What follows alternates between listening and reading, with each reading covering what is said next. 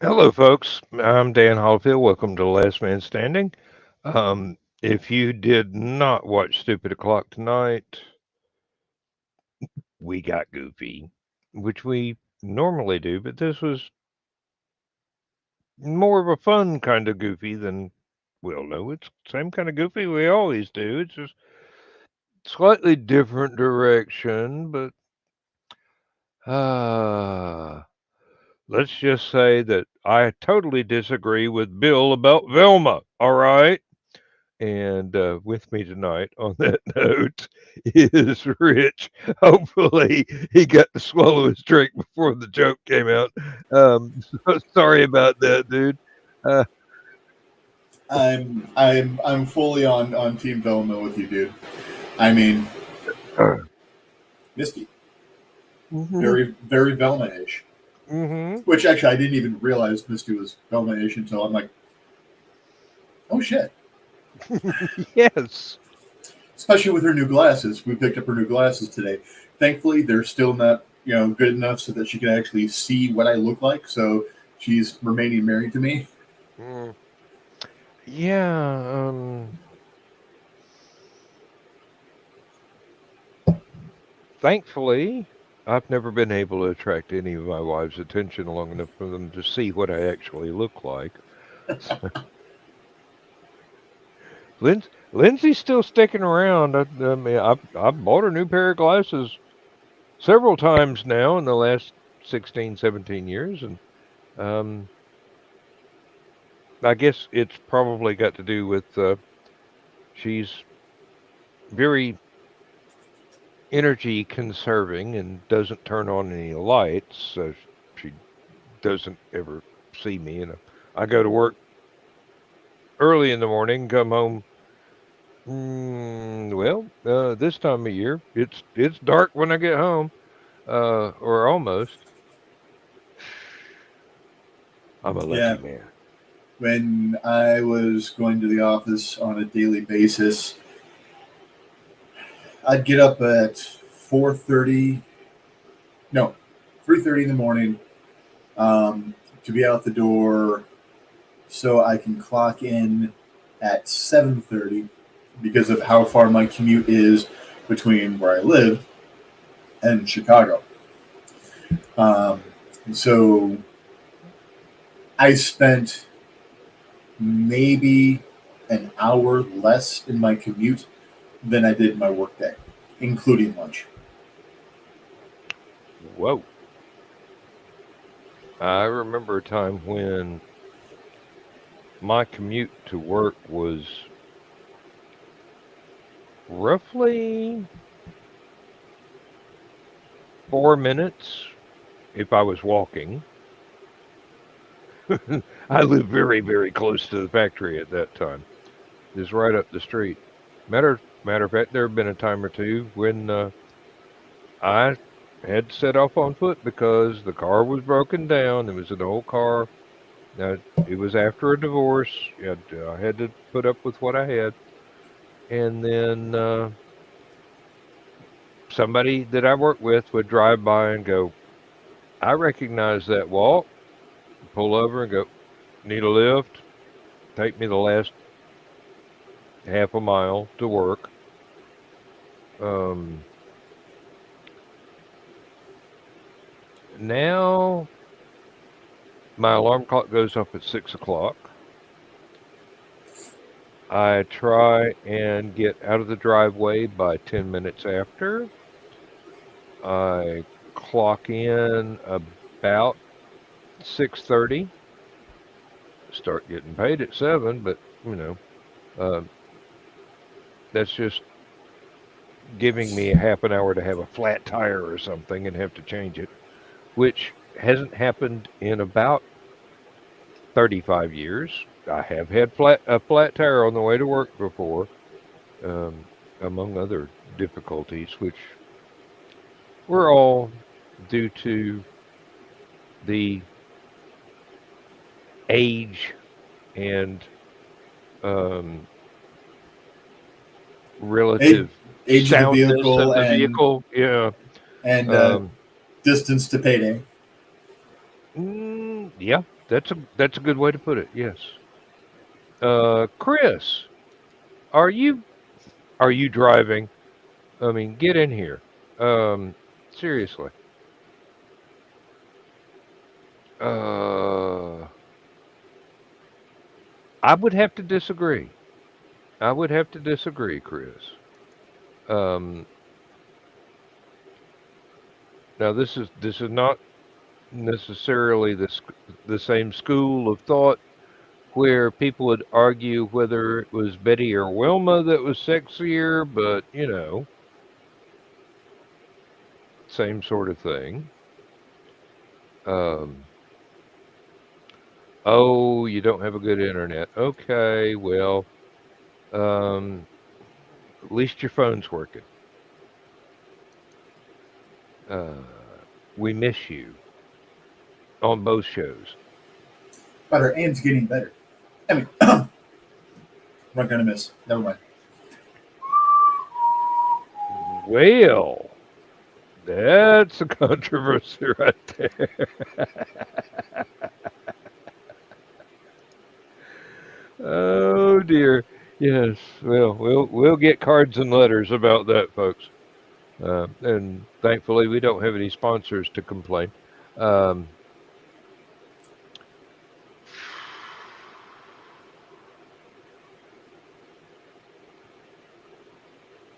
okay, out of left field, and not necessarily right over home plate, I find myself having to replace the water heater in the house. I don't know why. I only did that 16, 20 years ago. Something like that. Damn thing ought to still, well, it still heats up. It just leaks water out because it's getting rusty.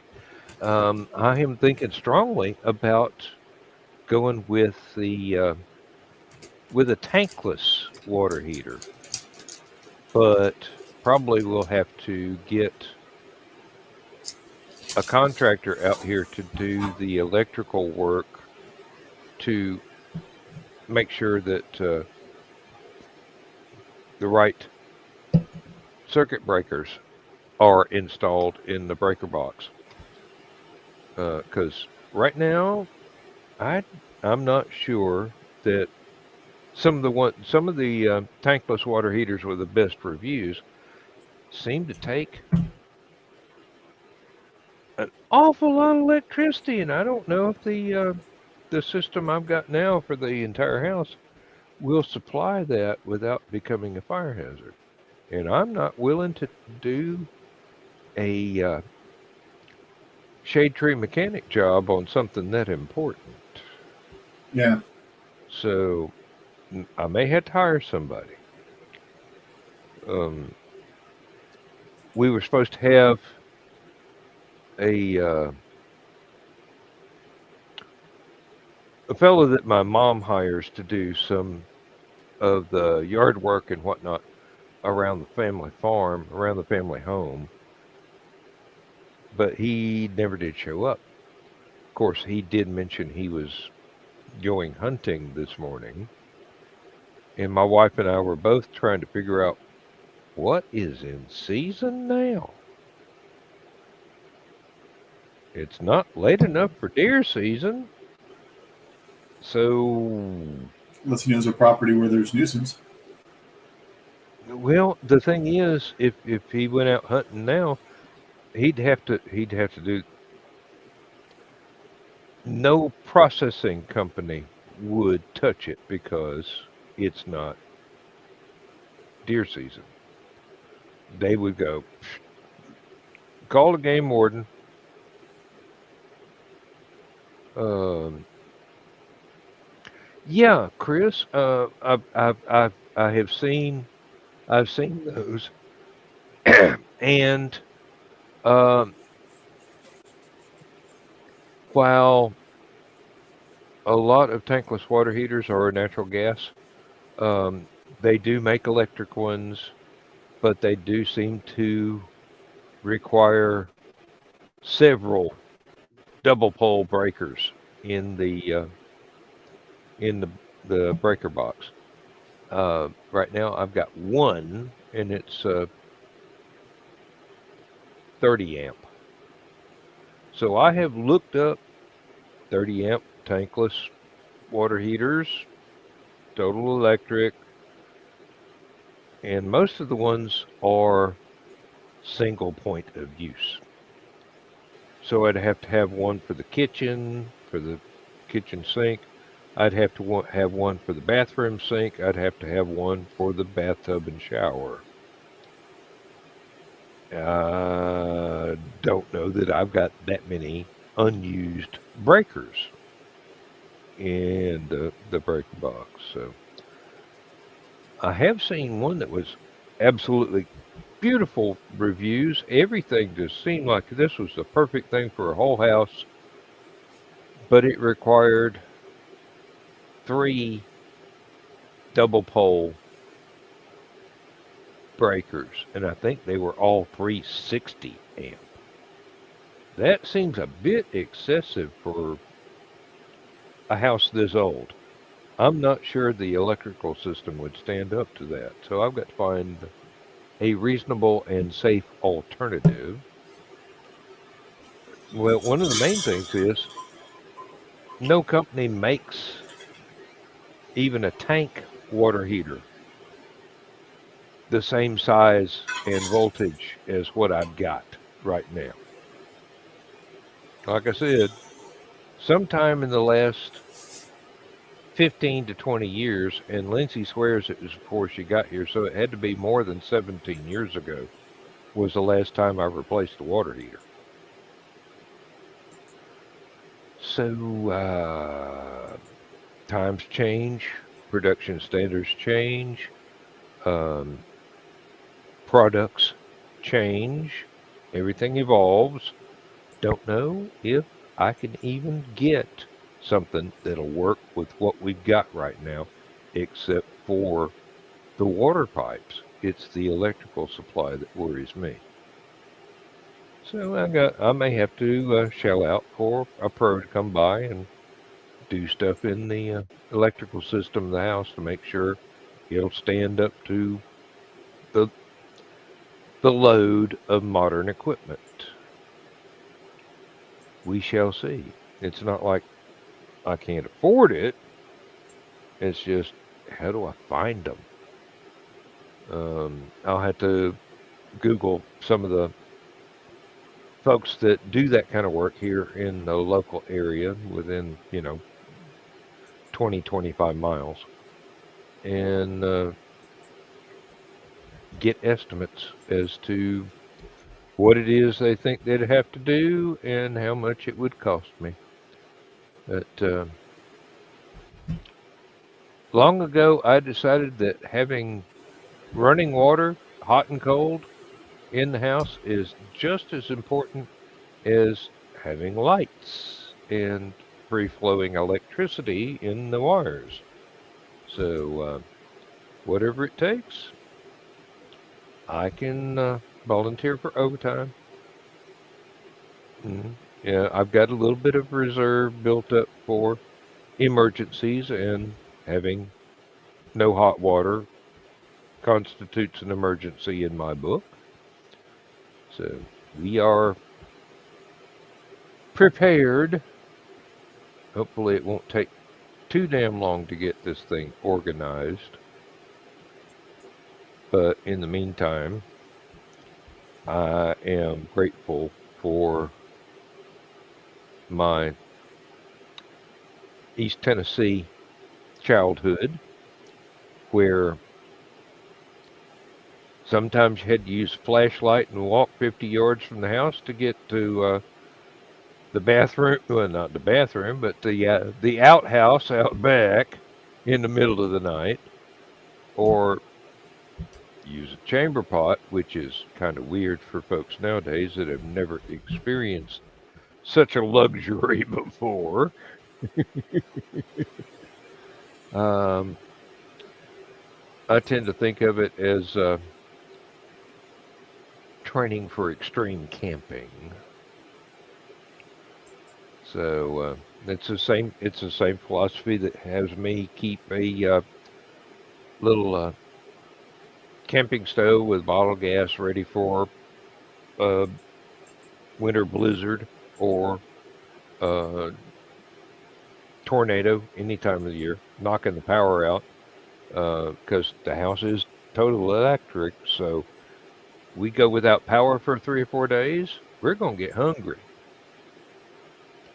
or have to spend an awful lot of money going out to restaurants, of which there are not a gracious surplusage in this particular vicinity. Have to drive about 20 miles to get to one. And believe me, if a power outage is so widespread as the IHOP not being able to serve breakfast, I believe that would be classified as a disaster. Um, I know during hurricanes they've got the IHOP and the Waffle House uh, impact zone, where if Rich Cantori shows up, you know it's bad. If a Waffle House closes, you know you are out of luck. That is become serious weather right there. Um,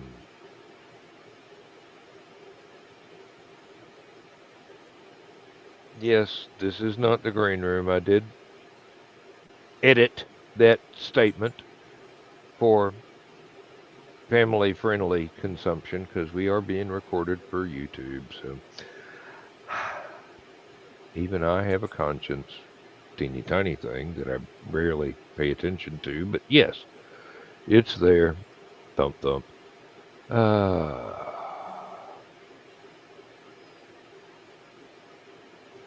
on to the next topic drift.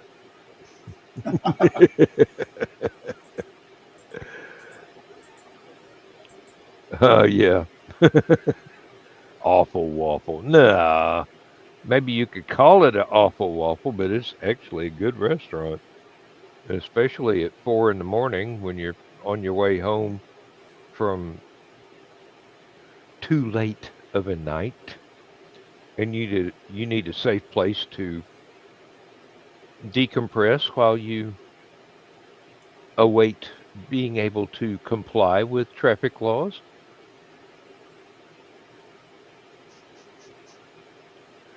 Uh, yep. Oh, let me do this here. Yep. That was a remark that I made my repost to, and hey, you're not going to offend me. I mean, you might get sued by Waffle House, but you're not going to offend me. Uh, and besides, we've only got one intergalactic house of pancakes in the nearest 30, 40 miles. Damn near have to go to Atlanta to find another one, but we got Waffle Houses all over. Just be careful about using the restroom and being in there when the songs change. Mm-hmm. Um, I remember once, I think it was 1978, went to a comic book convention in Atlanta. Had a great time the first day. Was staying with friends, so I didn't have to have a hotel room. Everybody, I mean, is like 8, 10 people staying with this same pair of friends in their apartment. Woke up the next morning to a 6-inch thick sheet of solid ice covering Atlanta. No one sane was driving anywhere. We walked out. I mean, convention shut down. No way to get back to the hotel without ice skates. Walked out, found a Waffle House, IHOP, Huddle House. I don't remember what it was, and they were still cooking food, so we had breakfast. I had to. No, it wasn't 84, Chris. It was 78. Believe me, I've got the badge for the convention. And went to the restroom, intending to use it for its intended purpose. I was sadly thwarted in this because every sink, urinal, and toilet in the restaurant had not only frozen solid, but mushroomed up. Clear water, I mean, it's not like somebody forgot to flush. It had frozen inside the building. And it was just everything was solid ice except for the line that they were using for water to make coffee with. And it was, while not unpleasant, it was unfortunate because that means I had to ice skate back with no skates to the apartment to use a working toilet that hadn't frozen solid. So don't know why the bathrooms froze when the rest of the restaurant was thawed out. Maybe the contractors that built it had skimped on the insulation in that end of the place because it was way off on the end up next to the outside walls. And like I said, it was the 70s. Maybe the building codes were not as stringent as what one would expect nowadays. But then on the gripping hand, you don't often get blizzards in Georgia. Maybe once every 15 years, 20 years, something like that. When it happens, people do not know how to react because they are not used to extreme weather.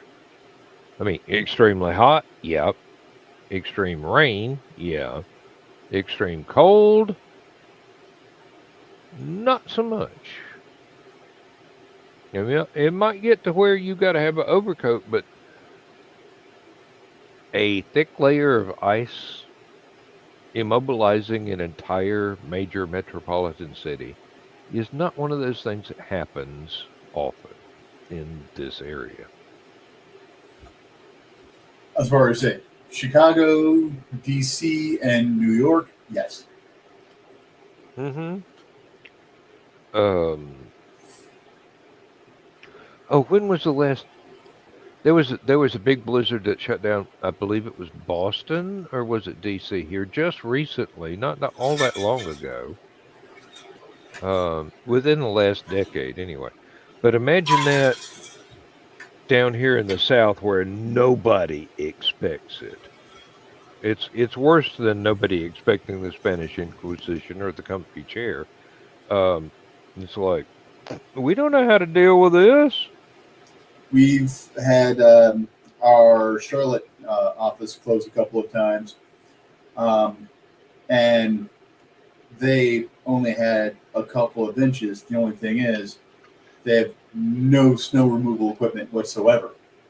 Well, yeah, because you never need it. They don't. Well, you almost never need it. Um, they have dump trucks that can be repurposed to salt Grit the and mud roads. trucks. They have um, road scrapers that are used to re-level dirt roads, not pavement. And it is pavement that matters in emergencies like this because people that live on dirt roads know better to leave the house if something like this happens. You just go, hey, you know that pine tree that you wanted to get rid of, honey? Make sure the fireplace is ready to go. There was one year, late 60s, about 69, maybe 1970, we had another storm. Um, we had a working fireplace and Coleman stove, camping stove, part of the family heritage there. Uh, Dad and I had cut loads of lumber and loads of trees for firewood for a decorative, festive fire in the fireplace occasionally. Thankfully, we had that. We had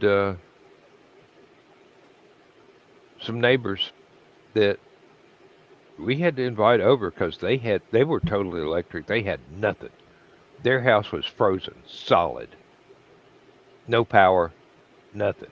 So invited them over. Had a big fire going for at least 20, 28 hours before the electricity was restored, and they could go home and figure out whether or not they had to call a plumber because all of their copper pipes had burst.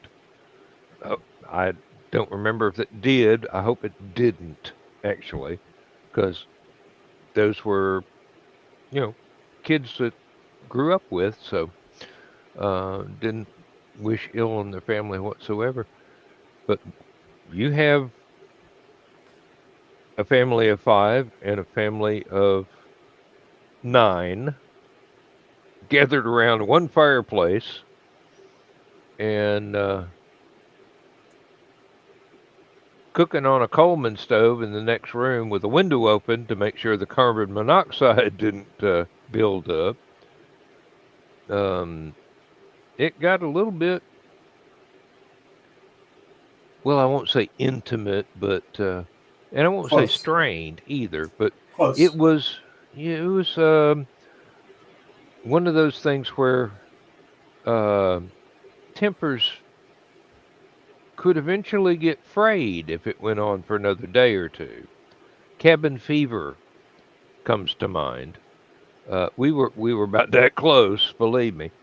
But, thankfully, all of us kids behaved, so the grown-ups did not freak out too much. Um, and we all, the oldest, the oldest children, well, at least the oldest boys. I think the girls were excluded for some reason. Probably something terribly sexist, but normal in the 70s. Um, Went out, cut more firewood, got it back to the house, ready to go. And another thing to be thankful for was we needed to clear that section of woods anyway because it was going to become a wheat field real soon. And now we had a reason to evacuate the cellulose from a sizable portion of it. We Uh, always had three piles of wood. So the technically side of the house, um, almost the entire length of it was um, logs that were about 3 foot deep, and mhm. then about 4 to 5 foot high for the majority of the length of the house, with a small break of where the air conditioner was, and then going almost all the way up to the back of the dog pen. Then behind the house, on the back patio, we had another stack of wood, and then we had the stack of wood that was actually inside the house. Mm.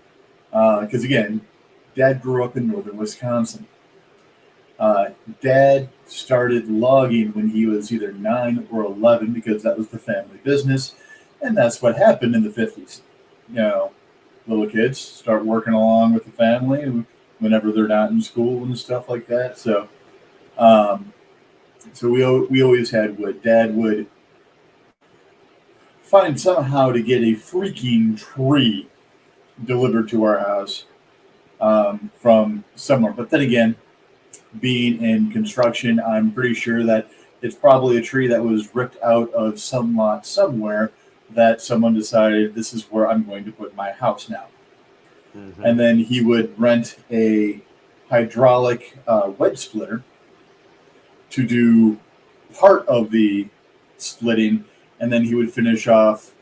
Well, and then he would make me also try to finish off the logs by doing the last couple splits with an actual axe, and then transporting everything around the side of the house, taking everything that was old on the side of the house, moving it to the back of the house, Mm-hmm. so that we always kept our wood stock rotated. Yeah, yeah, that's an important point because um, you have to. I think it's Keep called it dry. season. Yeah, it has to be. You can't just go out and cut down a tree and throw it on the fire. Oh yeah, can. It's going to be really You smoky though. can. It doesn't work that well. Yeah. It doesn't work as well as having wood that has been sun dried and aged a bit. But yeah, Let all the you moisture can. come out of it. Yeah. Because Yeah. otherwise it's just smoky as all hell. Hmm. And then you probably never had it get that cold down there. Um, Up where Pops was when he was a kid, sometimes in the winter it would get so cold that trees would part of the trunk would just explode because the sap freezing. I have had that happen here. I have had that happen here. You, we have been in, I'd call them little sudden ice storms where, yeah, there'd be enough buildup of ice to snap a major power line. And you sit here in the absolute quiet of no TV, no radio, no nothing, and you could hear the trees in the woods behind the house. Creaking. No, no, they wouldn't creak. They would snap and pop, and it sounded like somebody hunting doves in the springtime, shotgun blast. And you'd go look out the window and go, hmm, well, didn't like that tree anyway, 'cause that one was gone. Um, had a narrow escape with my one little outbuilding. Was supposed to be a garage for my riding lawnmower, but it got filled up with lumber and tools and all kinds of other things. Bric-a-brac and stuff. Yeah, and oak tree right next to it, branch just got too heavy with snow, sap froze, pop, boom, missed the building by about 2, maybe 3 inches. Otherwise, it would have crushed the roof.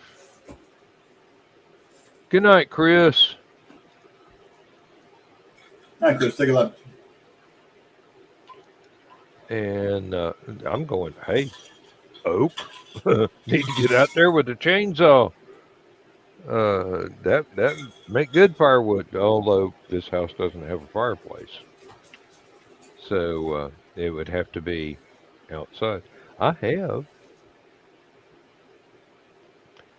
I have sat outside as a blizzard began with the grill going, grilling steaks and hamburgers and hot dogs. Going, hey, power may go out any time now. Um, we don't want to be opening the fridge that much. Let me cook up a bunch, and we'll just, you know, once it's cooked, it don't matter if it's cold when you're eating it. It's cooked. It's safe. There's no food poisoning involved. I'm sitting out there. I got a little camping chair. I've got a authentic wool kapok. Morning, Mike. Might as well call it Mountain Man overcoat with a hood. I'm sitting out there watching the fire, flipping steaks, and trying to make sure that I don't get the sleeves of my coat in the fire. Hey, Mike, Jimmy. I did send you a link, I think. Let me check right now. And I'm out there cooking, and hey, it's one of those things where yeah, I did send you a link, Jimmy. It's one of those times where it doesn't matter if the snow's falling or not. We gotta eat, We've and grilled out many times as kids, and as even as an adult, we grill out many times in the middle of winter. hmm Um, there was one year that was pretty bad. 97 or 98, we had a bad blizzard hit us in the beginning of March. Um, and that was a pain because that day, my normal 45-minute drive was 4 hours as I had to backtrack and retrace my route multiple times in a 4x4 because of downed power poles. Not just lines, poles. And it wasn't just a downed power pole in the way, it was a line of like 12 of them in a row. hmm When I got home, uh, Dad borrowed a generator from work to be able to keep the furnace running, but we didn't have enough energy to keep the fridges running.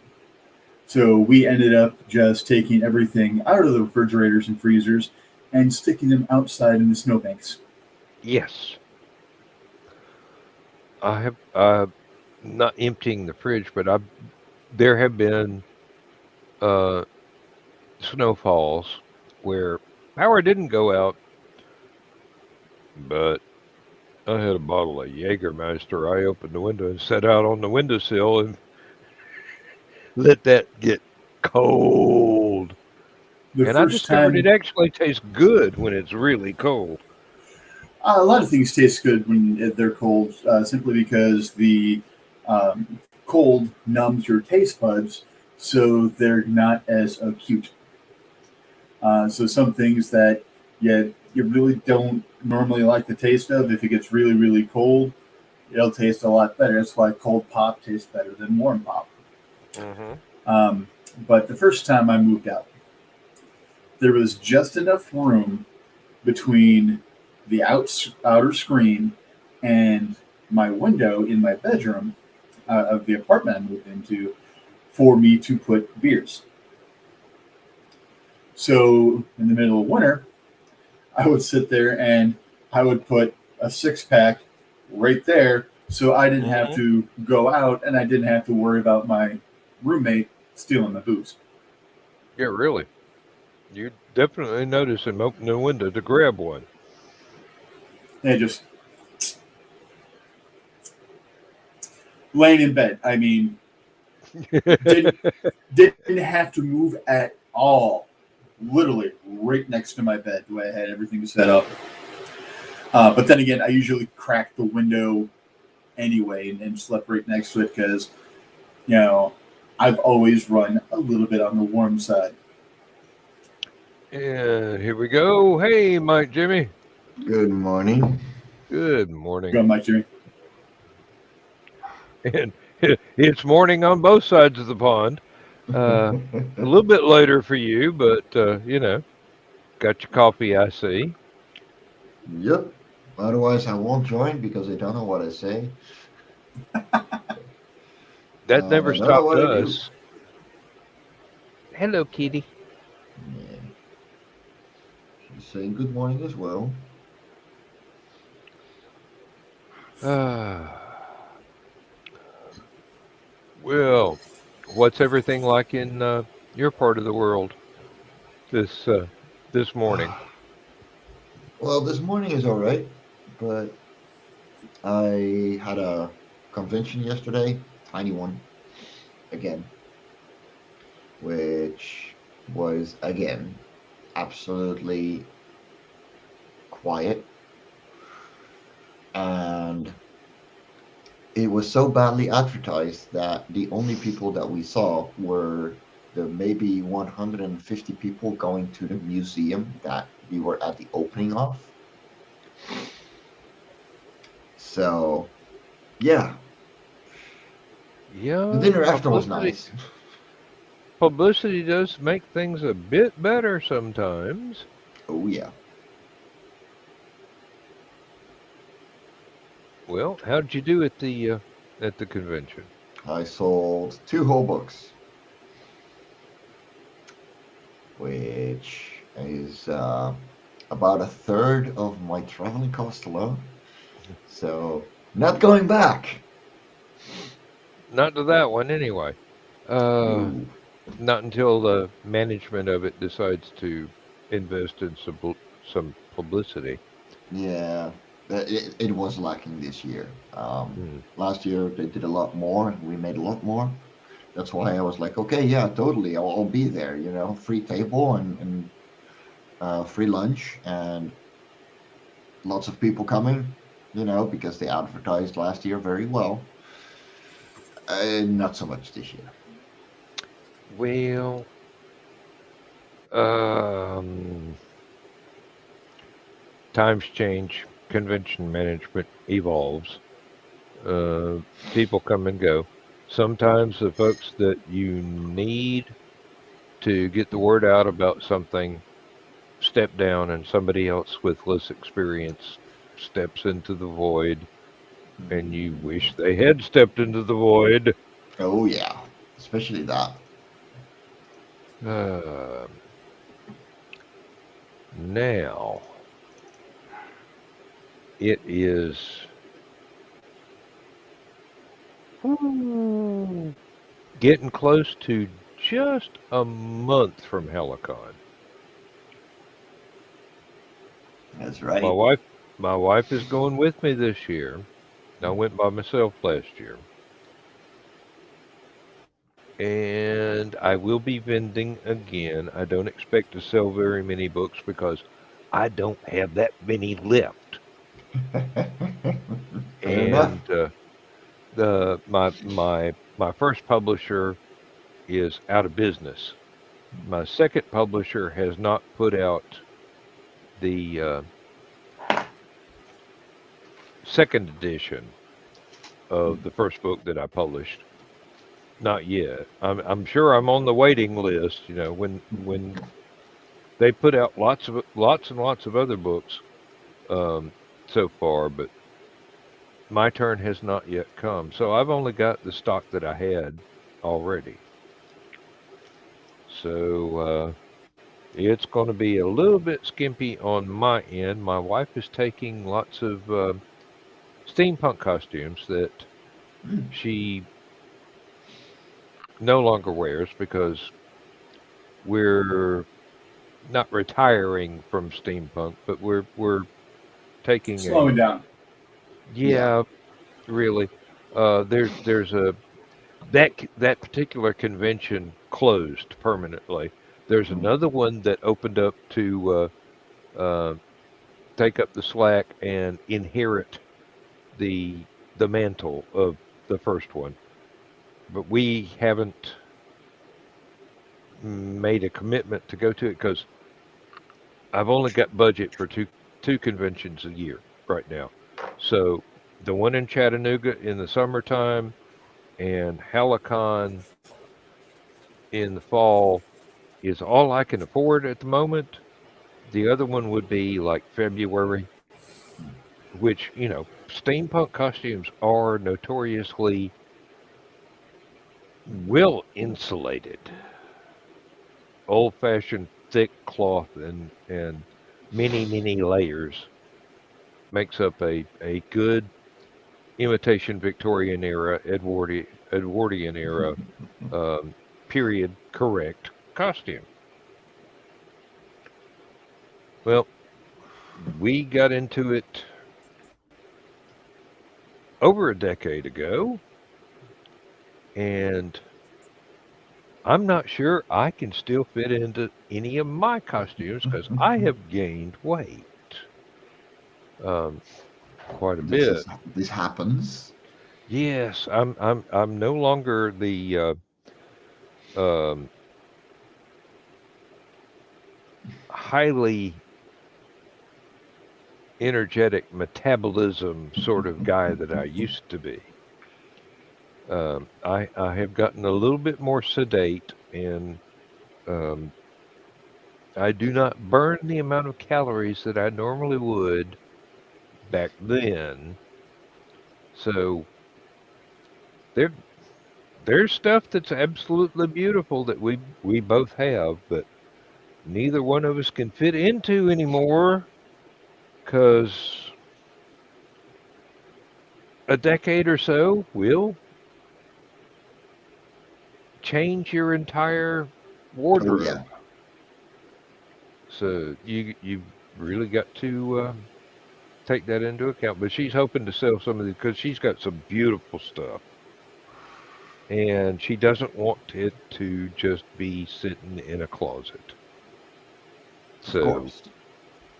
that'll be there on a rack at the vending table. I've already asked Joe Dog, don't put me next to that damn door that people keep opening to the outside where I freeze to death. And I'm planning on taking a little space heater and putting it under the table. I asked for something near an electrical outlet so I can recharge the uh, probably the iPad. Uh, Although I made use of the iPad and the laptop at the same time here last year, but it was for social media purposes rather than. Well, Yeah. I don't have one of those card reader squares, Hmm. so it's going to have to be cash only. Sorry, um, I'm not up to date. Those So things are not expensive though. You can usually get no, your they're first one for not. free. No, they're not. I'm not totally reconciled to being a vendor. Mm. I'm Well, much more fond of being a panelist, yeah. and that's my gig is being on panels. I, I I have a great deal of experience with that, and I have a great deal of fun with that. Now, being a vendor, I tried that last year, and it was very successful. But then I shared a table with Michaela Jade, and she is a very determined Exuberant. and exuberant and very active saleswoman. She knows how to get people to come to the table, and either they would be um, romance fantasy fans and be interested in her books, or they'd walk up just because she She pulls them grabbed in. their interest from across the room, and they go, oh well, I'm more into science fiction, and she goes, there's your man right there. Got you right there. Yeah. Yep. So, I had a very successful first experience as a vendor. I don't expect to repeat that because, like I said, I don't have very much stock left to vend. Hmm. So I'm hoping that Lindsay's costumes will, um, the sales will make her happy. Don't really care about the money. Um, I've got a day job still, so Yeah. not worried about money. Um, there are a lot of people that go into conventions, they have to make sales. Otherwise, the conventions are not worth their while. Uh, I go for networking, basically. And while I may not sell many books, I'm doing my best to sell myself. Yeah.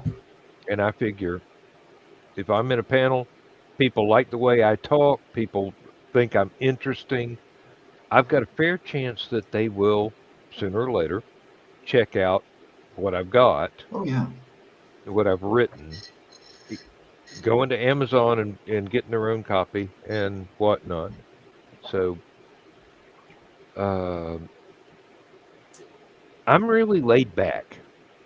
So I'm there for the experience of being there and having fun. A If lot of Dad's people, attorneys are right, I'll definitely be able to make it next year.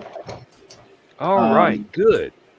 if things close out early and we can get everything taken care of as far as the estate goes, I might even be able to make it this year.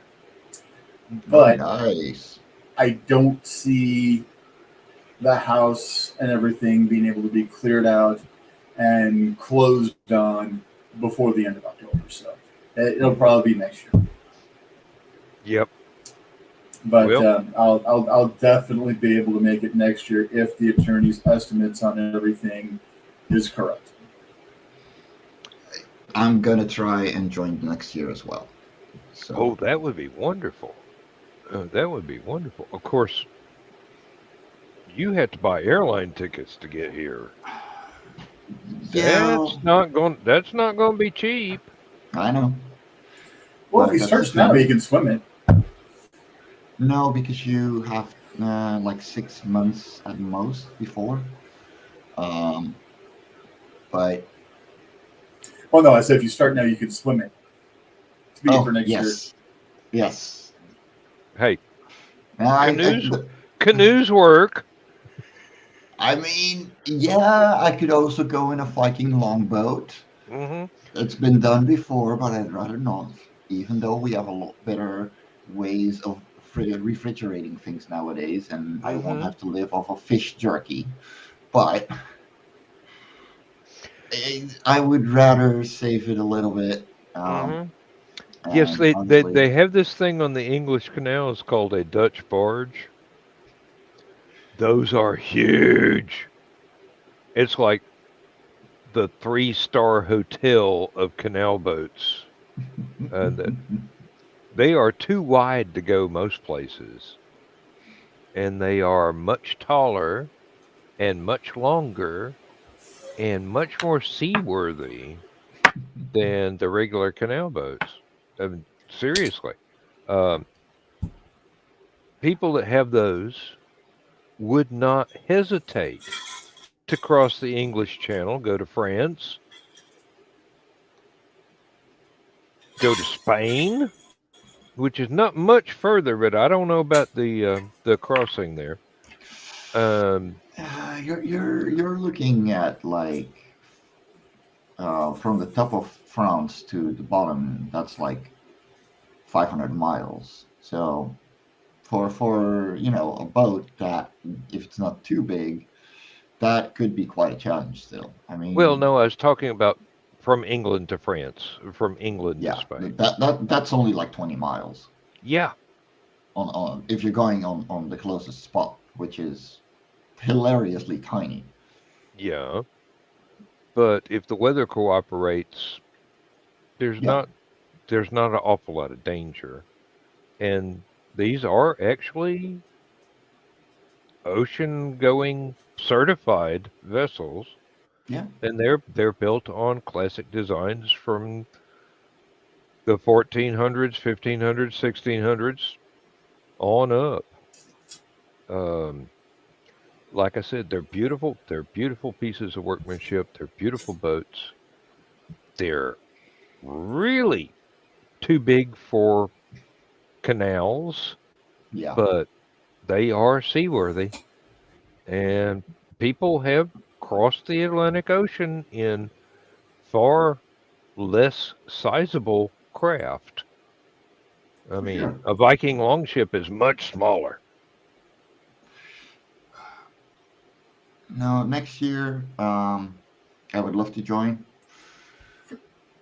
And another reason I'd love to join is to possibly premiere the Love and Korra pilot there Ooh. if I'm done in time. Now that is gonna be probably 2 years, maybe three, but nonetheless, I'd like to hang out with you guys. So Well, if you would like me to do more music for it, I'd be only too proud to well, contribute. I'm definitely going to ask you, but I would like to be done so you can make the music to the pilot, Hmm. as a whole. Okay, and like the Well, same yeah, with the the timing is important for each yeah, scene. Yeah. and until I've done the entire rough animation, which is probably going to be like 10 minutes worth, maybe 12, 14, depending on how much time the lines actually take. Um, yeah, we're looking at quite a bit I of understand work completely. left. I understand completely. What I've Um, seen for the trailers played on, never mind the furthermore, it looks freaking phenomenal. oh, it Thanks, dude. is. It is. And my little teeny tiny bit of it was so much fun, and I was Yeah, working from the the rough outline that Mike had not even finished the animation to yeah, the point that it is now, but every scene was there, and I got the exactly. feel for it, and I am so happy that it actually what I was able to do for it actually fit and worked. Oh no, you rocked it. Yeah, You absolutely blew me that away. was serendipity right there. That was Oh yeah, serendipity. Now, I'm used to doing much longer pieces. Holding myself down to 30 seconds is yeah. was extremely difficult. Um, the, usually where I shine is somewhere between um, 8 minutes and 20 minutes. And I think we're looking at something like that length. So yeah, um, Well, but there's still the challenge would be to fit everything with the scenes as they yeah, change. because there would have to be quiet moments. There would have to Hmm. be, you know, more exciting moments. So Hmm. you really pump up the music. Um, but having a single composer doing their entire own thing means that their creative freedom comes in, and that creates so much more depth to it. And I'm extremely proud that you asked me to to to do this and whatever else I can help you with, I will be more than happy to do. Um, it's Uh, uh, it would be a labor of love. yeah, and that's the whole thing. If it gets picked up, that's a whole different story. But I don't expect it to. That's not what I'm doing it for. Um, Mm. if you want, I do have one of the latest. Uh, I have a couple of latest tests that I did. I've been sharing them on Facebook, but yeah, I mean, Yeah, we'd be more than happy to look at it. come on. So, oop, I have made jumping beans because um, need so what I found out after doing the first couple of scenes is that when you animate the body and the limbs at the same time, it's going to look a lot stiffer because Hmm. you're doing too many things at once. Mm. So in this scene, um, I just drew the body and head moving around, walking, and the limbs are going to come in later. That's actually something I'm going to do today. Shelby, what are you doing over there? Yeah, well, really. Come on. There. Feel free to share it, by the way. I'm already. Oh yeah, yeah. I've got it right here. You'll just have to click play on your end. Yeah, there we go. So, yeah, body movement. So, what do you know about the Aquanids? So, what do you know about the Aquanids? Okay. Then we have talking. Let's see. If there was any other way, I'd consider it. Let's do it then. So I'm going to have to ask Nita to fix her microphone lines. Yeah. Shelby, get away from there. No, she's trying to play around with my wires. Oh Lord, yeah. The stones are stable. Follow my lead. Yeah, you can see the stones guidelines are still stable. here. Follow my lead. Yeah. It's fun. It is so Yes. much fun. Come on. Yeah, well, where's your toy? I'll play with you. There it is. I think Sorry, it's I gonna have be. to adhere to a couch. I think it's going to be fantastic. Yeah, dude. Now I'm actually, getting into the depths of following the voice acting. Nita's microphone just has a little bit too much echo, and she moves a lot when she's doing her when she's recording. So there's little bumps in the audio here and there, and I'm like, we need to re-record some things. I found that when I was doing stuff like pronunciation guide for the audiobook of one of my stories. Oh.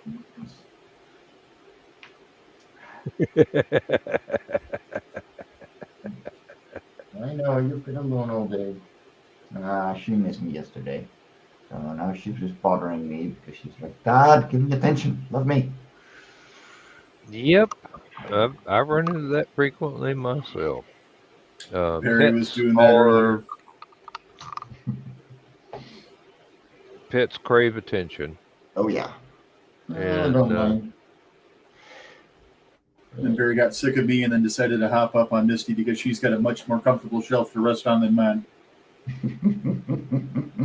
Yep. Yeah, so there is none of that in this household. It's just her and me, so can't really expect her to look for someone else's lap to sit on. Mm-hmm. Oh no, it's not Misty's lap. I know. It's a much higher rack. No pun intended. And the thing is, Misty's allergic to cats. So she's fine with him in the house. She's not fine with him rubbing up against her face, like Nick. Yeah. When we still had all of his siblings, she sounded like this all the time because she was so stuck up because of. Like, okay, so 3 cats in the house. He's understandable. Any more than that, and it's insane. So we've weaned ourselves down to the 1. Yeah. No. No, the 1 and the 2 ugly cats. I'm still insistent that they're not dogs. They're ugly cats. They're the same size as cats. They look funny, but they lay in sunbeams all day long. They're a cat. They're solar powered. I can get them to chase laser pointer. Fair enough. Funniest sight I've ever seen in my life. So a couple years before we had Bucky and Bella, we had another dog for many more than a couple years before. But she passed on a couple years before we got Bucky and Bella, and we had a grieving period to get over the pain. But we had an Italian Greyhound. So a Greyhound, the size of a Chihuahua. Oh my God. She went nuts for a laser pointer because they're a sight hound. Yeah. We had so much fun. Yeah, so I'd stand at one end of the hallway with the laser pointer and just zip her back and forth down the hall. 20 or 30 passes of that, and she would finally tire down enough where we can get her to actually just chill out and rest for the rest of the night. Definitely, yes. We've been trying 45 mile an hour couch potato. We have been trying to wear out this German Shepherd puppy. Mm-hmm. I mean, yeah, over knee high, but still a puppy. It's just so much energy. Oh, so, Lindsay has, I bought a few dog toys. Lindsay goes outside when it's either time to feed the outdoor cats or just to play with the dog. Throw the toy, dog brings it back. Throw the toy, dog brings it back. Throw the toy for hours. And then the dog, when it's time to come in, will go straight to the blanket laid on the floor for her and crash. Like train wreck crash. Boom! It's over. It's done with for several hours. Dog is happy and learning, acclimating to being more calm when it's not exercise time or feeding time. It's just, hey, puppy, just got home from work. Don't Burn jump. all that Don't energy jump. off. Yeah. Yep. Lindsay has discovered that she can go out and give the outdoor cats some catnip. Dog goes out, tries to play with the cats. They go, if you don't have a pack of rolling papers, we ain't getting up. Apparently, you can make dog treats at home. It was egg, something else, and catnip. And apparently, catnip is supposed to be extremely calming for dogs. I'll have to tell her that. We have been reluctant to buy actual commercial dog treats because our previous dogs would turn their nose up at food and beg. You just gobble those down. Beg for treats. So we don't want this puppy getting into that habit because it's not ours. We don't get to keep it. We're just pet sitting. Yeah, our dogs only get treats if they have both gone potty when we take them outside for the walk. If one doesn't and the other one doesn't, they're screwed. It's a team effort. Yep. When we got our shepherd back in the day, I would take it cycling a lot. And with shepherds, generally, they just keep on going 100% until they go, nope. Exactly. And they just crash. Doesn't matter where. I fell down with that bike several times because the dog was suddenly behind me instead of in front and pulling me, and the bike still wanted to go 25 miles an hour. Sounds a lot like a dobe, too. Dobes are like, okay, I'm done. What? Where are you? What? Yeah. Goes from a motor to an anchor. Yes. Exactly. Yes. Lindsay's oldest girl had an Akita mix, Hmm. and I'm going, yep, all right. If this if this weather goes on, I'm going to build a sled, and this dog's going to earn that food. But Yeah. it would not notice pulling my weight along either ice or with wheels along a road. I swear. There's a reason why in Europe there is a thing called a dog cart, because there are big dogs that can pull a cart with somebody sitting in it or with a great deal of cargo.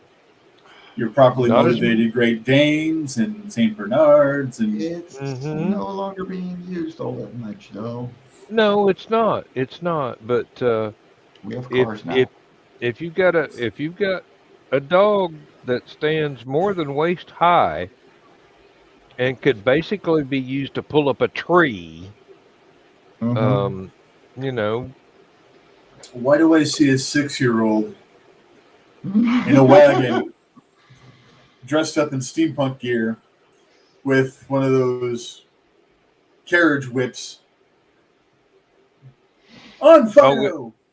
it wouldn't even need to be a carriage whip, just a long stick with a dog biscuit at the end of it. You just hold it out in front of, and if you want to turn, you just move it left or right. Potato gun and tennis balls. Oh Lord, I didn't want to go faster than sound. Uh-huh. Uh I taught my and dog to understand left and right when on the mhm. bicycle because he would be on my right side. If I told him left, he would be pulled to the left. If I told right, he would get his nose stuck in the wheel. So he learned real fast. Mm.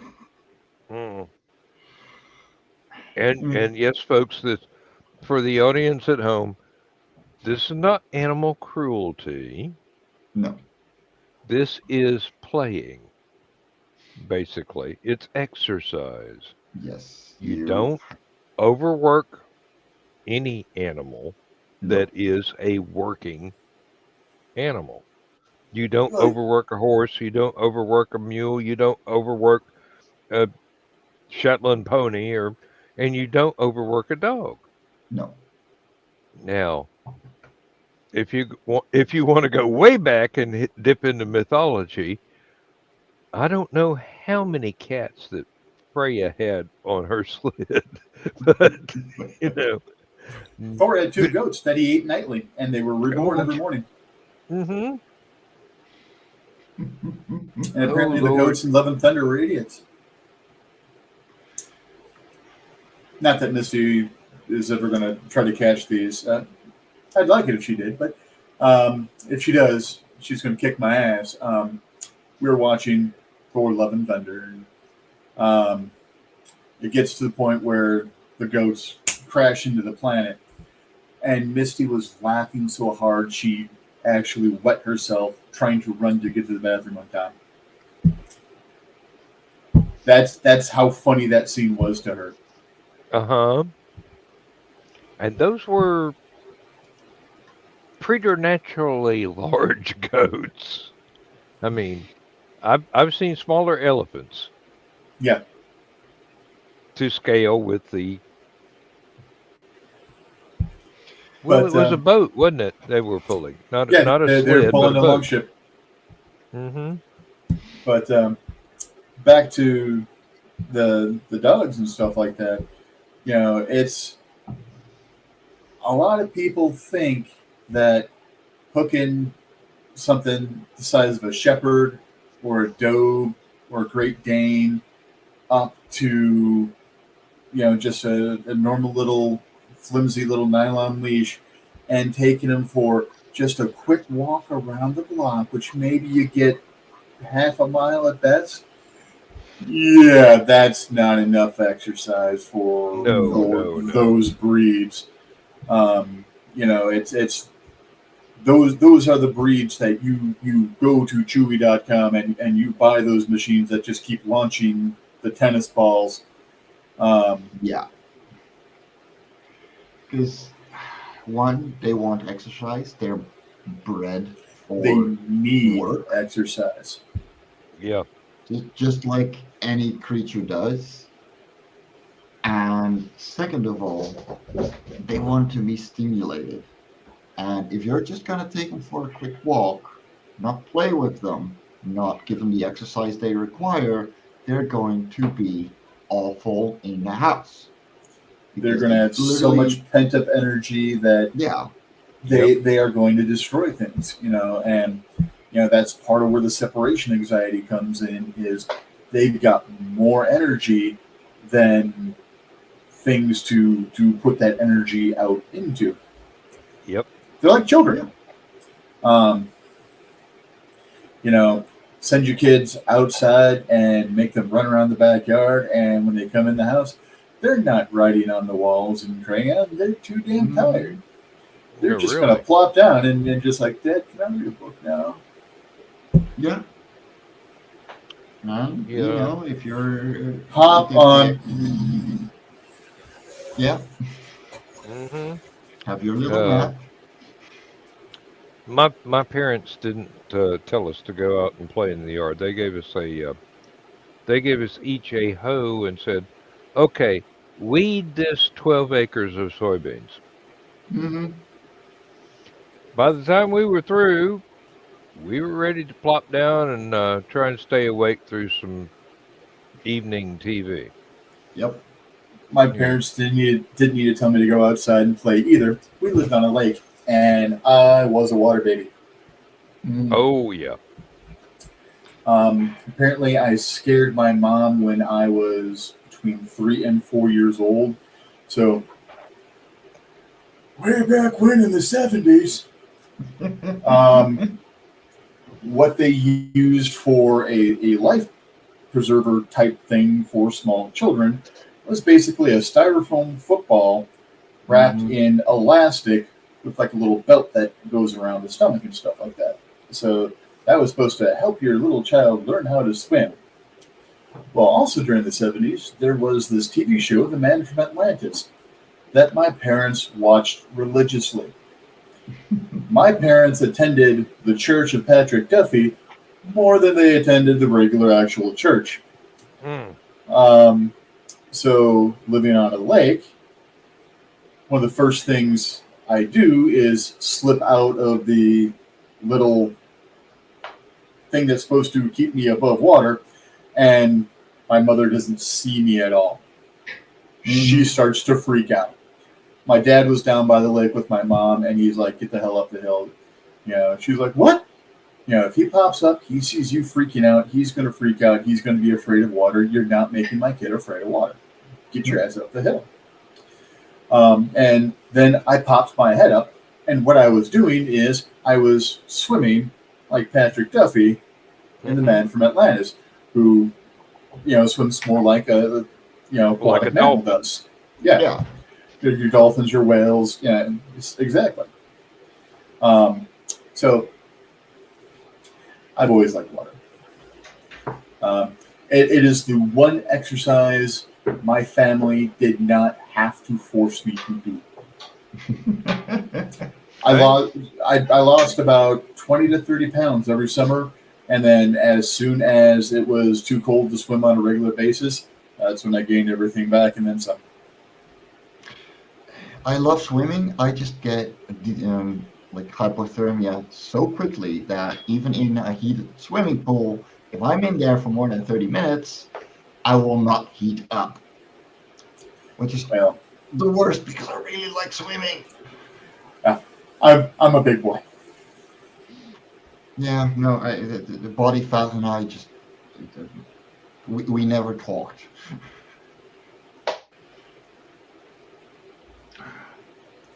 If I could find a way to split mine with you, man, I would. I've heard that one before. Nobody actually keeps up with it. Like I said, if I could find a way, Oh yeah. I'm not that scientifically inclined.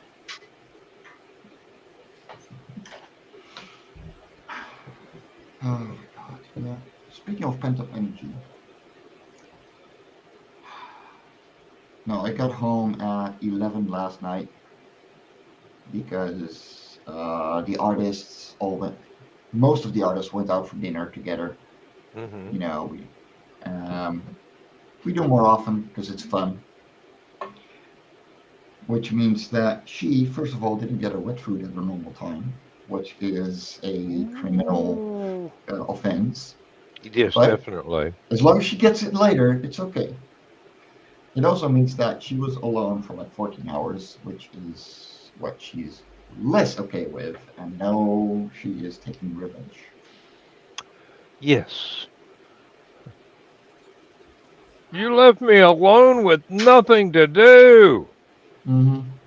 I mean, I found a sunbeam to lay in, so I'm fully charged now. No, she didn't even get that. Yesterday it was raining from dusk till dawn. Mm. Need a ceiling fan and a catnip mouse, and about Yep. 4.5 foot of shoestring. Oh yeah. No. That better be a really strongly built ceiling fan, or you're going to be buying one about once a week. It depends on how you hook it up. If it just falls down with too much force, it's fine. Or just a really low test shoestring. Yeah. Yeah, I was just thinking, but I've got ceiling fans. I was just thinking, Which is why I didn't say fishing wire. yeah, really, the way that they cast the metal for the blade attachments for a ceiling fan, Mm-hmm. they will break very easily. I don't know how many times I've stood up and yawned and stretched Yep. and had to replace ceiling fan blades. Well, the blades were fine. The mount to the motor was what broke because it's Yeah. cheap ass pot metal. It's not iron. It's not steel. It's not titanium. It's It's barely foamed. aluminum. Yeah, it's foamed aluminum is what it is, Yeah. and My very easy father, to break.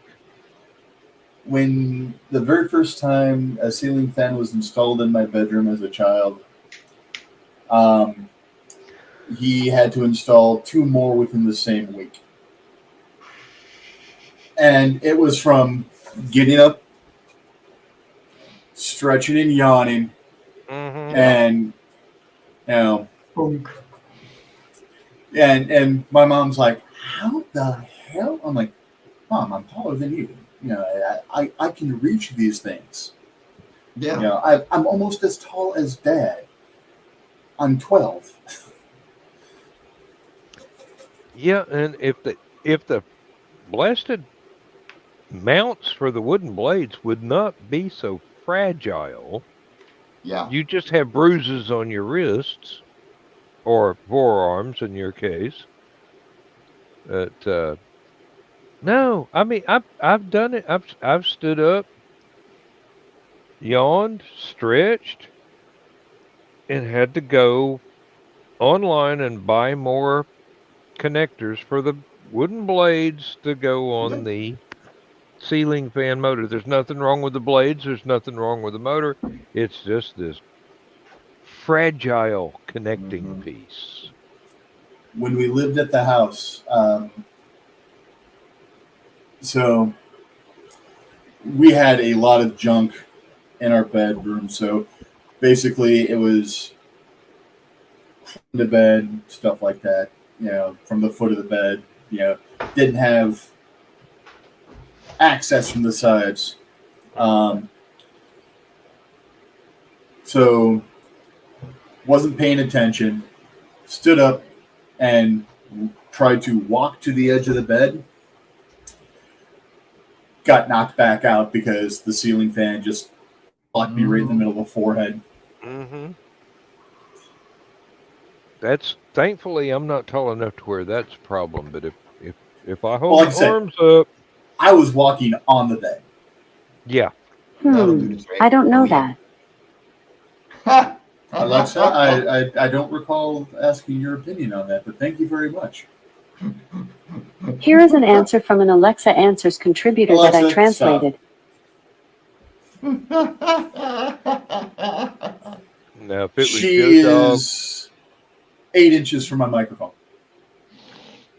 if it That'll was do, Joe yeah. Dog, then John would be going, Alexa, play death metal. Play Bodies Hit the Floor. Yes, I know. Joe has learned that too. You do. Joe Dog has learned not to leave his speakers on instead of using headphones because there have been times when he failed to grasp this simple lesson, Mm-hmm.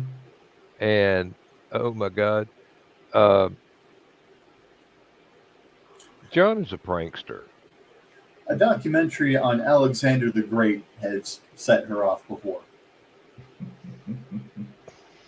They were Wow. saying Alexander's name, and she piped up, and I'm like, that didn't even sound anything remotely like your name. What the hell's wrong with you? Nope. She piped up and go, "Oh, I'm not that great." One thing I will do is I will say her name, and then I will tell her to play Baby Shark on God. a speaker that is in a different room than the one I'm in. One of the I things wonder I where did, that room might be. I turned off I muted the microphone on her in the bedroom, and then I was out in the living room, and I told her to play Baby Shark in the bedroom. And so Misty is screaming at, not realizing that I had turned the mic off, so it's muted, so it's not taking any input from that room. Yeah. You are quite evil, my friend. Oh yes, I've created routines where I'll say it, and then I'll say some Gen Z slang type thing, and in my youngest bedroom, it'll play a whole string of really badly formatted and syntaxed Gen Z slang, just to mess with my child. All of a sudden, I'll hear my child go, "No!" I'll be right back. My parents did name me Dick.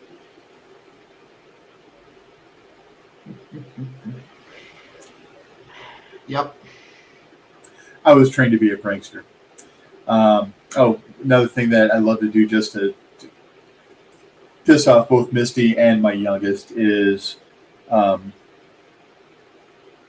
this is something my dad taught me, and it's something that just irritated the hell out of me when he did it to me as a child, but for some reason I do it to others as an adult, is apparently for a large man, I can walk pretty quietly. So there's a lot of times that my kids or my wife won't realize I'm in the room. And then when I notice all that's going on, I'll just yell bang or blammo or something like that. I like to yell bang. This way I can go talk to my youngest and go, "Hey, I just banged your mom in the living room." No, Yep. I don't want to hear that. Yep. Dad jokes. I got him. I got them too, but I'm just a crazy uncle, and I'm cool with that too. For a good long period of time, I thought I was resigned to be a crazy uncle, and then I met someone who's actually crazier than me because she decided to go ahead and actually marry me when I asked her. I thought she'd be like, nope, run for the hills, but no. So I'm very lucky in that. So I ended up as a dad after all, and it's weird. Yeah. No. It's much different when you can't send them home anymore. Oh yes. Oh yes. Instead it gets sent home to you, or you're like, Where did my sleep go? Well, my sisters learned the hard way that um, I play the long game for revenge. Um, like I said, my sisters are both older than I am, so I was the youngest. So they just tortured the hell out of me a lot as a child. And then when it got time to be where they're having kids and I don't have any kids yet and didn't really have much of a social life, it's like, hey, Richie, you know, can you watch the kids while I work this shift or do whatever? Mhm. And I'm like, sure. All right. So when you go home to mommy tonight, you're going to say this. Or around Christmas time, get them the toys and super glue the battery compartment shut. Yep. Oh, but then you're never able to put fresh batteries in it. I know you I'll buy, can't take the actual batteries in use out, but I'll buy them a brand new one when the batteries run out just to spite my sisters. Like I said, I'll play the long game.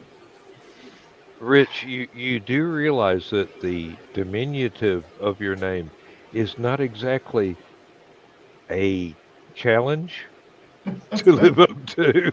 It's a privilege. A lot of times I'll be like, my parents named me Dick. I get to live up to it. Misty's like, you do not have to live up to it. Never did I say have to. I said, get to. Get to. It's entirely voluntary and malicious. And fun. Yeah, my sister. Yes, there are rewards. I am lucky enough to be a grandfather. Hmm. Imagine what mischief I can get up to. Oh, Oh yeah. my son's paying or getting paid back a lot too. He's giving me 2 grandchildren. Oh yeah. I've already apologized to his wife. I'm like, I'm sorry for the shit that he pulled when he was little. Your collateral damage. I'm sorry. Yep. When my first grandchild was born, I looked at my son and I said, apology accepted. He's like, the hell are you talking about? I'm like, apology accepted. I didn't apologize for anything. I'm like, you will. And I'm just letting you know in advance. Apology accepted. You might not actually do, the same things that we did, but what we did will cross your mind at some point in time, and you'll be like, no, I can't do that. I promised myself I'd never do that. And like 6 more months down the line, you'll do it anyway, just because you're just at your wit's end. Mm-hmm. Ah, Yep. Yeah, my there sister's is a fine and delicate difference between raising children and being a serial torturer Yep. to their parents. I am a firm believer in our children are our parents' revenge. Mm. Shortly after I got married to Misty, and granted, my older 2 I inherited when I married Misty, but we don't use step in our family. It's Yeah, Yeah. I I'm feel paying the same for them. way. I'm there for the headaches, the heartaches. So as far as I'm concerned, they're my kids, especially since their dad is a POS that isn't really part of their life and was an abusive prick. But anyways, sorry. And Mhm. not that he's able to watch and respond to this as he's in prison. But anyways, within a couple weeks of being married, I was on my way to work and I call up my mom. I'm like, I'm sorry. She's like, what? I'm like, I'm sorry. She's like, what did he do? Remember that time when I was 12 and blah, blah, blah? Yeah. Yeah. And she just started laughing. And there's a lot of times that my son has been like, how did you know to be here to do X, Y, Z? I'm like, because I was a 12-year-old boy at one point in time, and I was just as stupid as you are. Oh yeah. You know, because it's like, no, turn left, turn. All right, I'll go get the first aid kit. Oh yes. Yeah. I've watched kids that I have helped raise, and like yourself, um, well, maybe more extreme than yourself. All of my children are stepchildren, and I hate that step thing, because I may not be their father. Step is a checkbox in a legal form in our family, and that's it. Hmm. Yeah. I Same may here. not be their father, but I am their daddy, and it's one of those things where it is a responsibility, Yeah. and it can be a great source of joy for me. And the grandchildren are a great instrument of revenge. I don't get since, say, Thanksgiving 2019. I have not been able to participate in my grandchildren's lives that much. Yeah.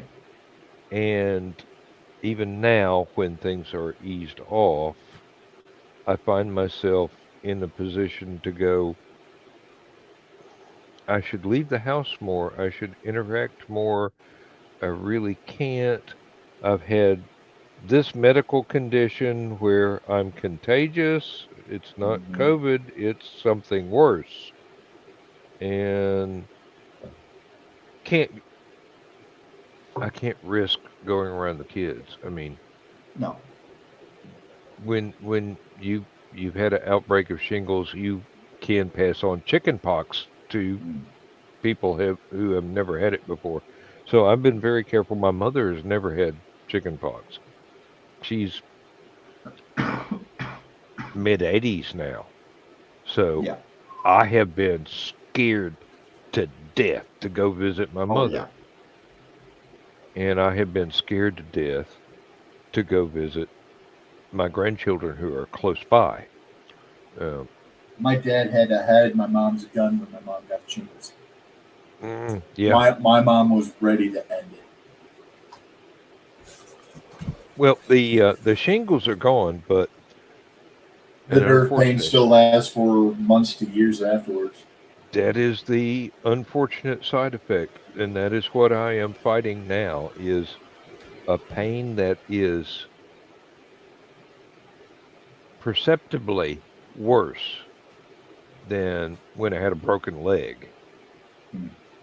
And I was learning to do without the crutches or the walker and start putting weight on that broken leg again after it had healed.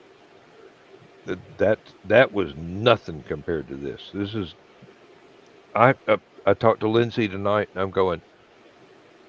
The only thing that helps is getting up and walking around.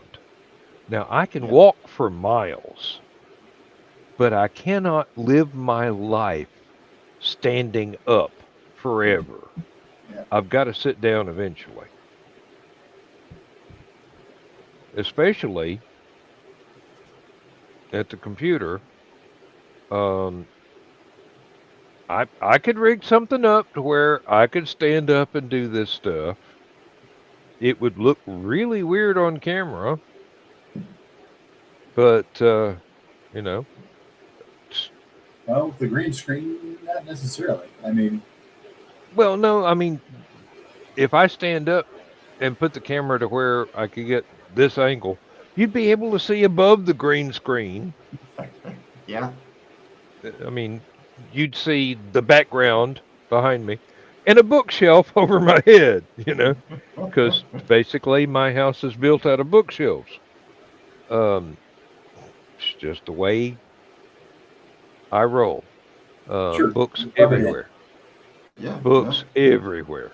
I don't have enough walls to build new bookshelves. That's why I bought a Kindle, because don't need a shelf for that.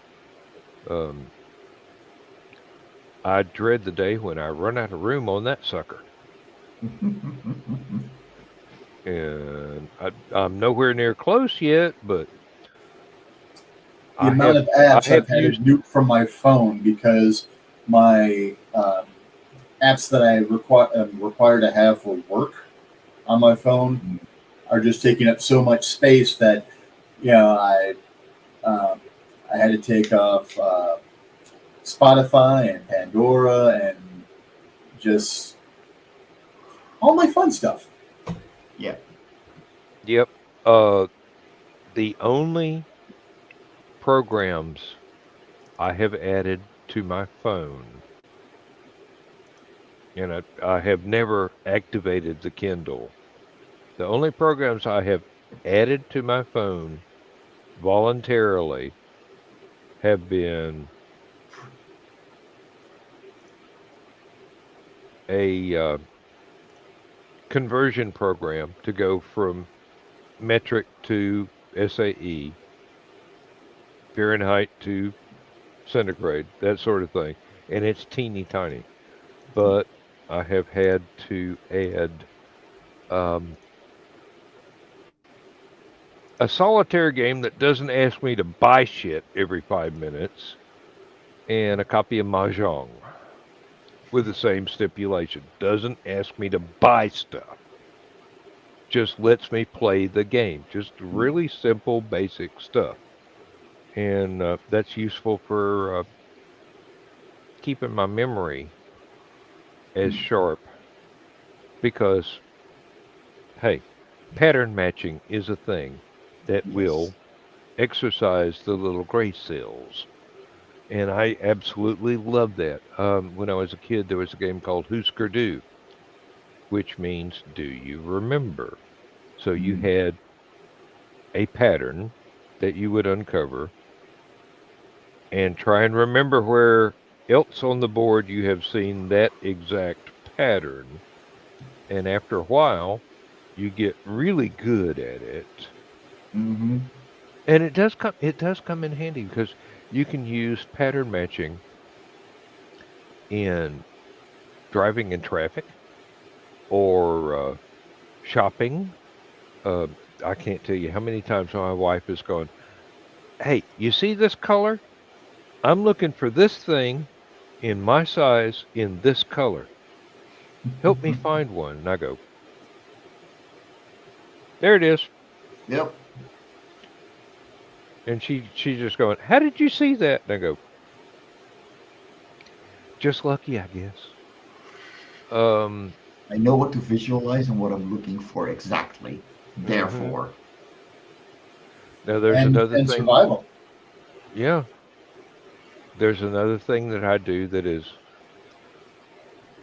more than just my wife thinks is extremely weird. I'll be walking around, maybe walking in a parking lot, going to the car after grocery shopping.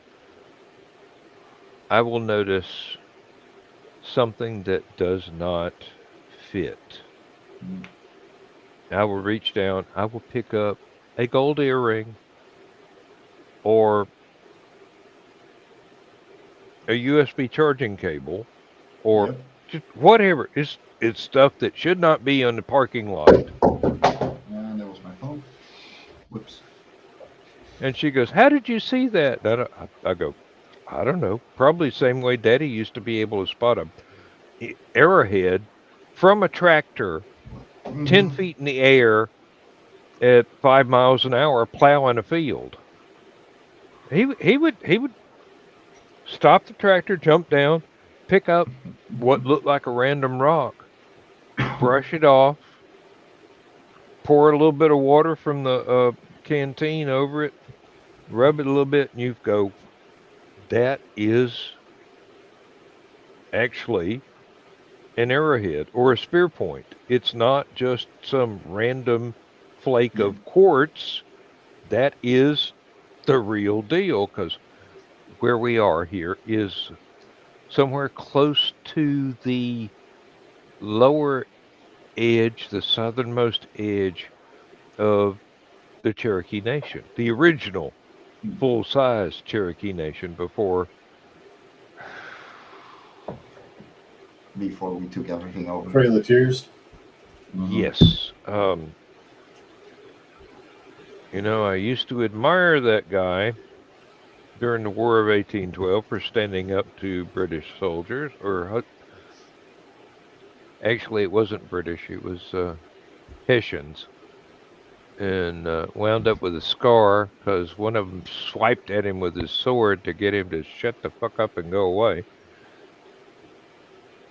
And then he turns around and turns on the natives,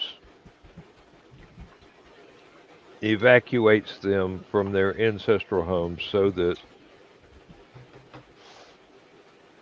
European colonists can have a free and clear title to what used to be theirs.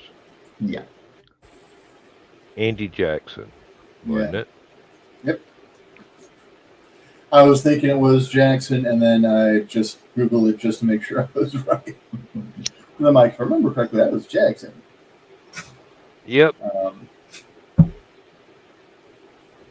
Like I said, when I was a child, before I actually knew anything about the Trail of Tears, I admired him for standing up to basically what I consider to be bullies.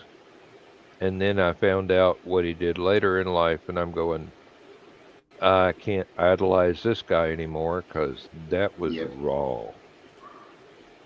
Idolizing a person tends to putting people on a pedestal. Someone's going to come on around and knock them off. Putting things that they did on pedestal, better idea, because yes, he did this, which was good. This is what you're praising, not the man himself who did X, Y, Z. Mm-hmm. What's really strange is I've had to do that for way too many presidents. Lindsay had never heard the Battle of New Orleans, the song, which is basically, it was popular when I was a kid, and it was like, yep, we run the British off, and unfortunately, all the stuff for the Battle of New Orleans took place after the damn peace treaty had been signed, but because of the speed of communication at that time was the speed of a sailing ship crossing the Atlantic, nobody knew the war was actually over. So all of that was... the timing was not really good, but then we actually wound up making a folk hero out of Jean Lafitte, the pirate, and Andy Jackson going down, run the redcoats out of the southern U.S. And yeah, it turns out that that was kind of unnecessary, but because of the speed of communication, nobody knew. Mm-hmm. And then come to find out that there were further consequences. But no, my British wife really, this is, when she heard Battle of New Orleans, it was like, she goes, "You did what?" She knew about the U.S. Revolutionary War. She knew because one of her ancestors was actually a lawyer, a British lawyer, defending deserters from the British Army up in Philadelphia. And really, there were a lot of soldiers that went, "This ain't right," and went native. They pretty much not well, technically, I guess it is defecting, but uh, either formally resigned their commissions or just walked off and started another life in the country that they were supposed to Mm-hmm. retain possession of, but didn't work out that way. Um,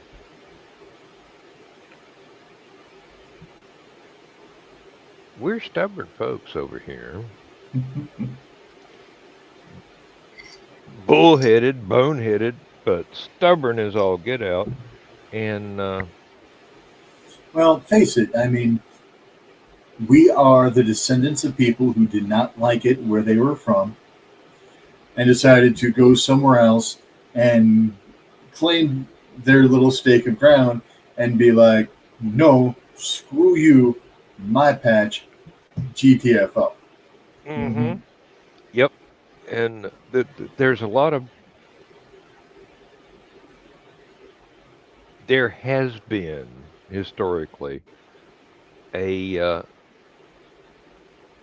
inability to grasp that basic fact about us, and it's led to lots and lots of misunderstandings, some very mild and some very, very serious, and some that has provoked ridicule from the older cultures that we came from, basically. How can you do that? Well, if Like we this. didn't, yeah, if we didn't, y'all'd still be telling us what to do. Um, and we're trying hard to figure out how to not tell anybody else what to do, but we're not perfect yet, so we Mm-hmm. still screw up. You, colonies, you can't do that. Oh, my beer. Really. Yep. On the other hand, don't hold my beer. I'm going to hold it myself and get off my land,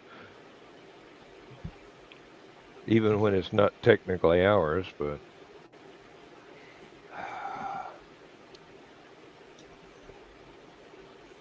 Technically, I mean, well, there's only so far the right the of right, conquest can go. exactly. But we've There, done better than some other cultures who have actually committed complete genocide. mm, yeah, Mm, but we came so damn close. Yeah, but like I said, it might that it was an accident that we did better by not completing complete genocide, but you know, Mm, and at least there are some folks now who are ready to make the inroads, but at the same time, it's there's no right side to the argument. You know, no, no, no. There's no. not. There's it's ugly, and no matter which side you try to jump on, it's a slippery slope. Mm-hmm. yeah, Um, and especially with skin this pale. yes. Yeah. You know, I'm either bullshit, and I'm not a true sympathizer and ally and stuff like that, or I'm a traitor to my people, or Mm-hmm. I'm a colonist. Mm. My family came long after all that shit. Um, Granted, reaping the benefits of what happened and stuff like that, but it's I don't know. I don't really have a dog in the fight. Yeah. Personally, it's history, and I wasn't there. I didn't Wait, do it. sorry, PETA might shut us down for that. I really don't have an interest in this conflict. Yep. He's condoning animal violence. No. There Yep. is a whole big difference. Yeah, my dad's ancestors came across in 1700, so they definitely would have had the opportunity to have an interest in this. I have no idea what side they were on.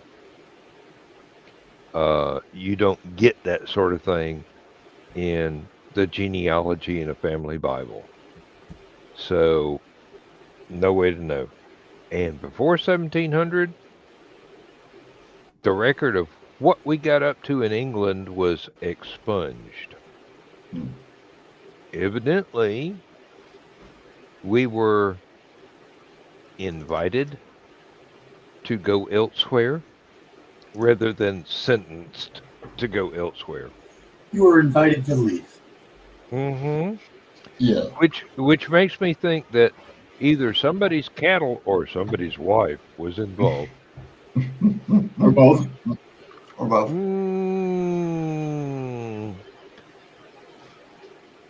Knowing my family as I do, I'm leaning towards somebody's wife. We ain't got much interest in cattle, but you can't keep us away from the women.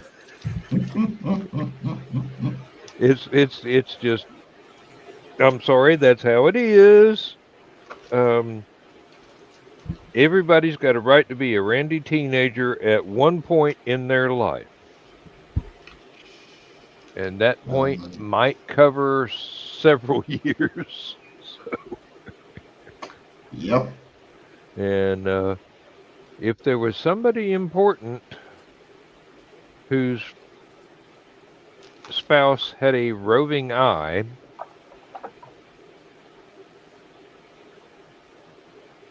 nature takes its course. I mean, love will find a way. It's one of those, I'm sure there's all Or kinds hormones.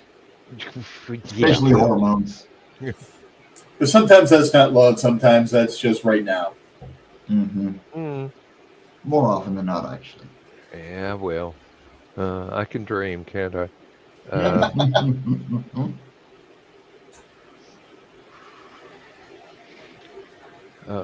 On the other hand, my mom's side of the family,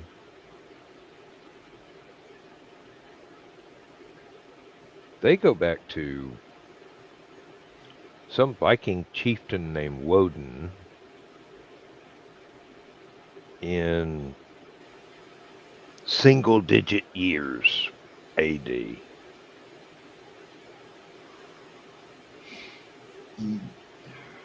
So, Mike, you might be a cousin. Yeah, honestly,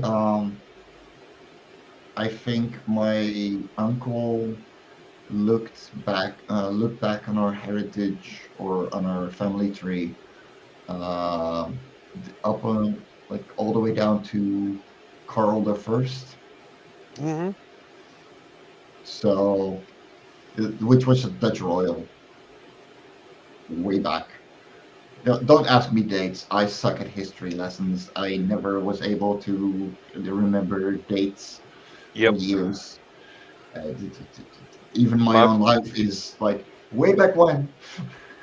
Even my though it's brother is the genealogist of the family. All I know is what I remember of what he has found out and documented. yeah. Well, So, I as am not far as I bothered. can tell, uh, mom's family has ancestors all the way from Turkey, all the way across the upper Mediterranean, all the way through England and Scotland and Ireland, Mm, on up into um, Holland, Norway, Sweden, God only knows how far. And I just look at him and go, you're telling me we are Turkish Vikings? sounds about right. Yeah, They got really. that far down. I mean, Yeah, there was a lot of reading. Mm-hmm. the steel and trading. Mm-hmm. The steel for the was it Ulfbert? Ulfbert, or something like I that. can't remember how to pronounce it, but I know what you're talking about. Yeah. Yeah, it was steel from down Turkey way. In Mhm. fact, Harold Bluetooth, some of his training was as a mercenary in the Ottoman court. Some of the Saturday morning cartoon bullshit that old was down there in Turkey. Tunneling, and apparently he took a left turn at Albuquerque. He actually came up like, was it 50 to 100 feet before he really wanted to, in the middle of the city, tunneling under the wall, pretending that he was dead and having his mourners, or his men mourn him and want to bring him into the city, and loaded all of their weapons into the casket with him because they weren't allowed to wear any weapons into the city. He is an interesting and weird and righteous man. History is only written by the victors. Mhm. That's a simple. Definitely. There's a whole other side to everything that we know nothing about, because it was, if not expunged, then ignored by the people that actually got to write the books. So, and we've gone a little over 2 hours. Let me run the bedtime story. We don't have to stop, but let's end the show, and we'll go into an after party where it's just us. Sure. Okay. Without an audience. The green room. Yes, indeed. So, anybody watching? Anybody watching at home? Well, you don't have to go home, but you can't stay here. We will see you next week, and you just have to imagine what we're going to get up with after the camera starts rolling, or stops rolling, excuse me. Dyslexia strikes at the worst possible times. Yes. In any case, let's go break some shit. Transmission overload. System will shut down.